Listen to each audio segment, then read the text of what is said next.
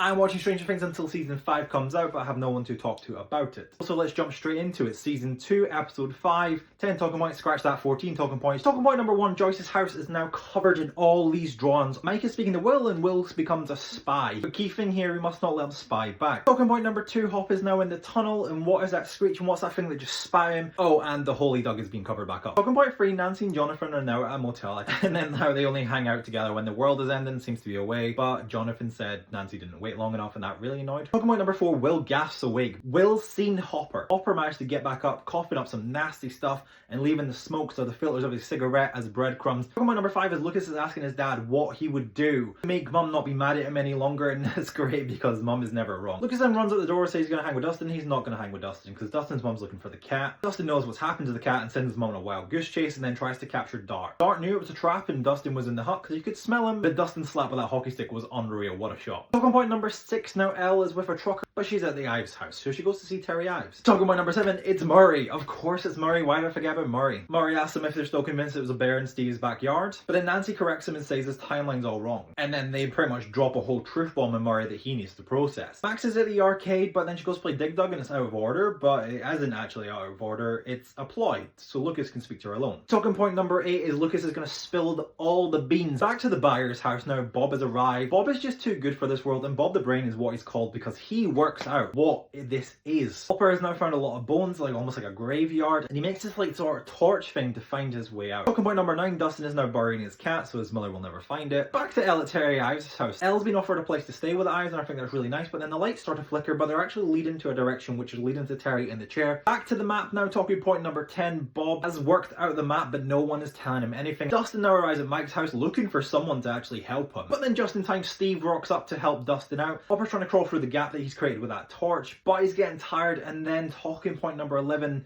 he's trying to have a smoke just to catch his breath essentially, but the vines start to come and get him. But we're not even getting to find out right now because Lucas, he's finished telling Max, and Max thinks it's a whole made up story. Talking point number 12 with Murray is he needs a drink after processing all that information that they played through that Walkman. You have to water it down and let people work it out themselves. But anyway, back to the lab. They have a patch of soil from the pumpkin patch. They didn't really find any weird DNA inside the soil, but it's when you put it under a flame. In no time to process that because we're on talking point 13. Elle is with Terry Ives, and then Terry Ives kind of screams at her saying no and gives her this whole flashback, and we find out Papa was the one that caused like Terry Ives to be the way she is. Talking point 14 is perhaps the best one. They find Hopper's car by using Will's superpowers. Joyce is going into the tunnel. Bob also comes down, which I think is amazing. Joyce finds a smoke trail that Hopper left, and just as time the Hawkins lab vans roll up. Vines almost got Hopper, but they managed to get him free with grabbing the knife. And then next thing you know, there's like a spaceman right behind. They start burning the vines, and that start causing a lot of pain inside Will. Overall, this is 11 or 8. On to episode 6.